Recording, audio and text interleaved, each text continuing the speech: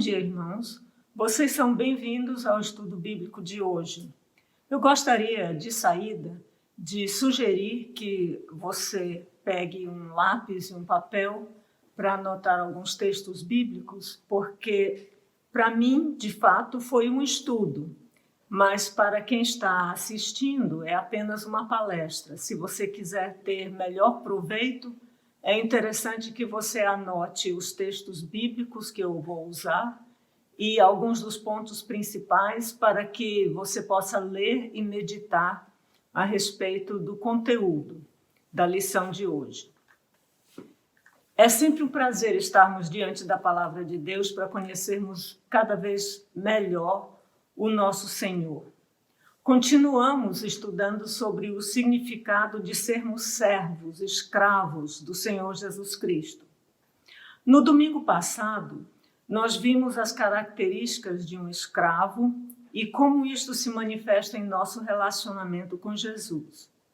Hoje vamos considerar algumas verdades que caracterizam o Senhor a quem servimos e como estas verdades nos afetam como seus escravos. O escravo no Império Romano sabia que o seu próprio status social estava relacionado à reputação do seu dono e por isso se identificava publicamente como escravo de fulano. Um escravo dizer que pertencia a uma pessoa importante era uma maneira de elevar o seu prestígio social. Se pudesse usar isto como oportunidade de ser visto como relacionado a alguém poderoso, ele não tinha vergonha de dizer que era escravo. Ao contrário, ele usava o termo como título. Do ponto de vista secular romano, não poderia haver maior mestre do que o próprio imperador. Por esta razão, seus escravos gozavam de grande respeito. Eles gozavam de poder e influência na sociedade. Dizer que era da casa de César agradava e dava prestígio a qualquer um. Mas se era uma honra ser escravo de um dos Césares, é uma honra infinitamente maior ser escravo do Rei dos Reis e Senhor dos Senhores. Sim, o nosso Senhor é isto mesmo. Além de ser o Senhor e Mestre de cada indivíduo que se rende a Ele, Ele é soberano sobre tudo e todos. Depois de sua morte e ressurreição e antes de voltar ao Pai, Jesus encontrou seus discípulos na Galileia e lhes disse: "Foi-me dada toda a autoridade no céu e na terra." Isso se encontra em Mateus 28, verso 18. Mas isto quer dizer que o Senhor Jesus Cristo tem autoridade sobre todo o reino espiritual e material. O apóstolo Paulo diz desta forma em Colossenses 1, os versos 15 a 20.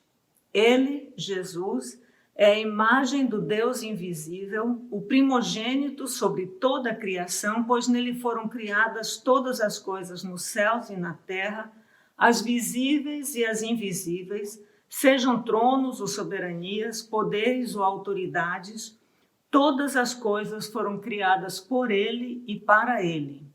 Ele é antes de todas as coisas e nele tudo subsiste. Ele é a cabeça do corpo, que é a igreja, é o princípio e o primogênito dentre os mortos, para que em tudo tenha supremacia.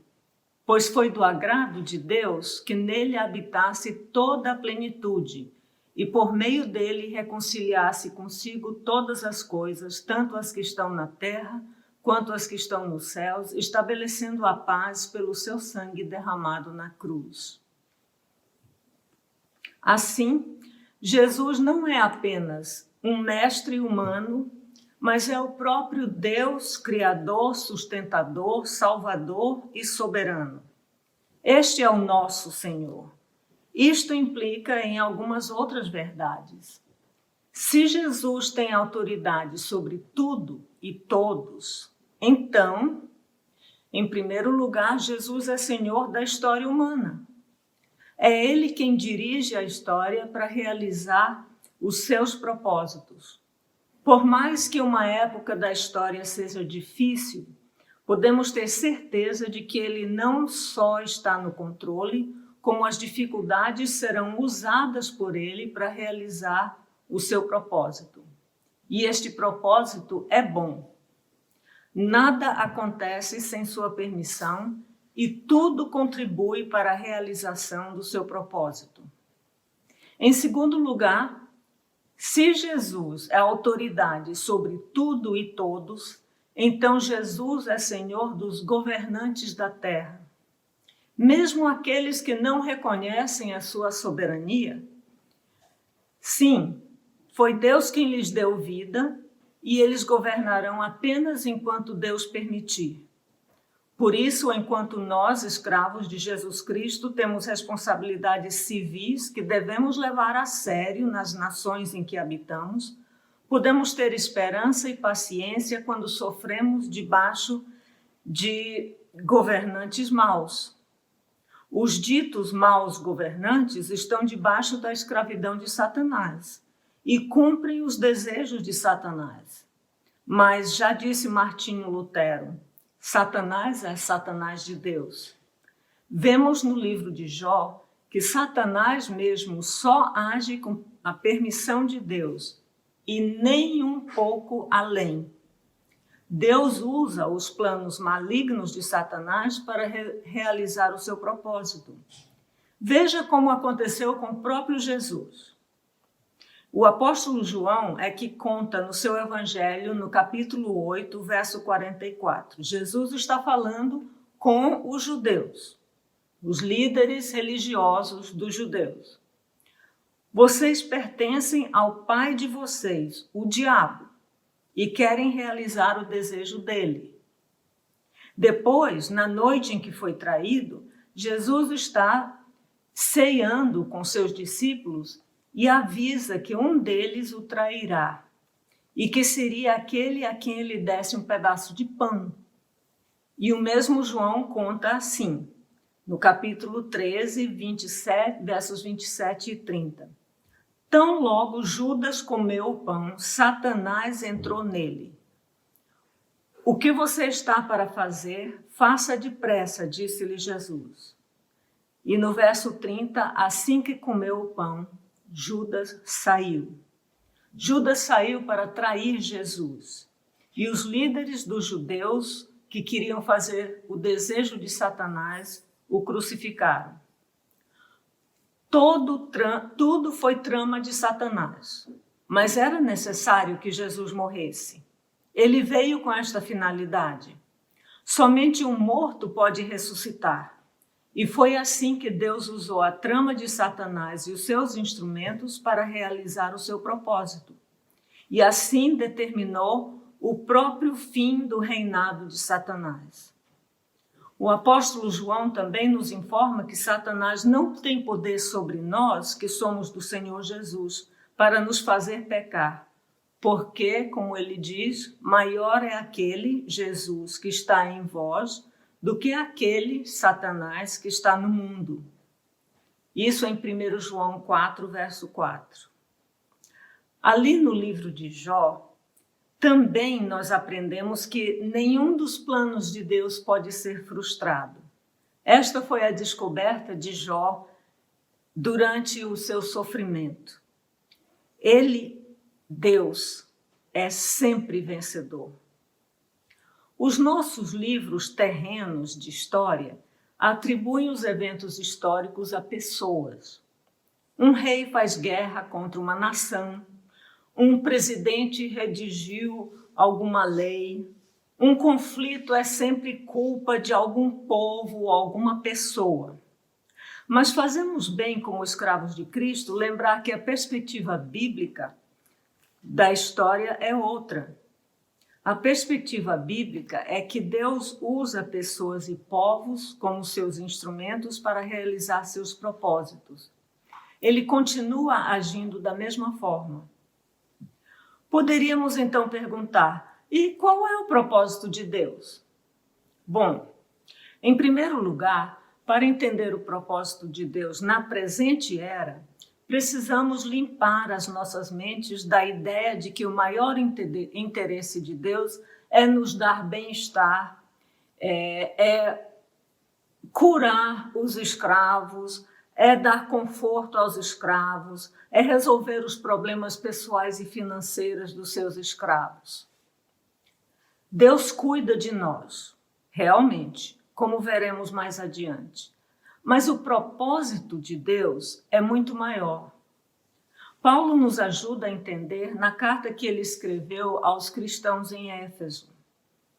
No capítulo 2 de Efésios, os versos 6 e 7, ele fala assim: Deus nos ressuscitou com Cristo e com ele nos fez assentar nas regiões celestiais em Cristo Jesus para mostrar, nas eras que hão de vir, a incomparável riqueza da sua graça, demonstrada em sua bondade para conosco em Cristo Jesus. E mais adiante, nos versos 15 a 16, ele diz: o objetivo dele era criar em si mesmo dos dois, judeus e gentios, um novo homem, fazendo a paz e reconciliar com Deus os dois em um corpo por meio da cruz, pela qual ele destruiu a inimizade. E mais adiante, em Efésios 3:10, a intenção desta graça era que agora, mediante a igreja, a multiforme sabedoria de Deus se tornasse conhecida dos poderes e autoridades nas regiões celestes. Então, o propósito maior de Deus é mostrar a sua graça, criando um novo homem ou povo, para que através deste povo a sabedoria de Deus se tornasse conhecida dos poderes e autoridades espirituais. E é isto que ele está realizando através dos eventos da história humana. Mas o nosso Senhor não é apenas soberano acima de todas as autoridades. Ser escravo de Jesus Cristo é bênção não só porque Ele é Deus e Senhor do universo. Como Senhor, Ele é bondoso e gracioso. Seu caráter é perfeito. Seu amor é infinito. Seu poder é sem igual. Sua sabedoria é inescrutável. Isso quer dizer que está além do nosso entendimento humano. A sua bondade é incomparável. Na época do Império Romano, a experiência do escravo dependia inteiramente da natureza do seu senhor. O escravo de um senhor bondoso e generoso podia esperar que seria bem cuidado e teria uma vida segura e tranquila. Em comparação com um homem livre, mais pobre, o escravo muitas vezes tinha certa vantagem material, pois tinha o que comer e onde dormir. Enquanto o senhor impiedoso podia fazer da vida do escravo algo insuportável, um mestre generoso criava uma situação tão prazerosa que ele fazia com que seu escravo lhe servisse com amor, por lealdade e devoção, e não como por obrigação. O mestre bom também cuidava do seu escravo durante doenças e até na velhice. Porque Jesus é nosso Senhor, nós podemos confiar no seu cuidado em qualquer fase da nossa vida, em qualquer circunstância. Ele proverá tudo o que precisamos para ser fiéis a Ele. Podemos não andar, então, ansiosos por coisa alguma, porque sabemos que Deus age em todas as coisas para o bem daqueles que o amam e que são chamados de acordo com seu propósito. Isto está em Romanos 8:28. Isso não quer dizer que Ele nunca exigirá de nós que passemos por dificuldades e sofrimento. Mas como Ele esteve com Daniel na cova dos leões e com os amigos de Daniel na fornalha, no fogo, Ele não nos abandona nas dificuldades. Ele está sempre conosco e nos dá força e recursos para enfrentar as necessidades e as dificuldades. Até, se necessário for morrer para cumprir a vontade do nosso Senhor, estaremos bem, pois estaremos garantidos na vida eterna. Ele nos prometeu: estarei convosco até a consumação dos séculos. Isso quer dizer, até o fim da história.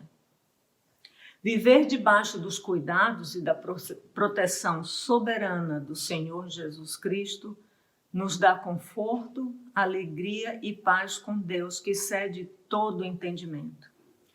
Mas as bênçãos vão além da mera provisão.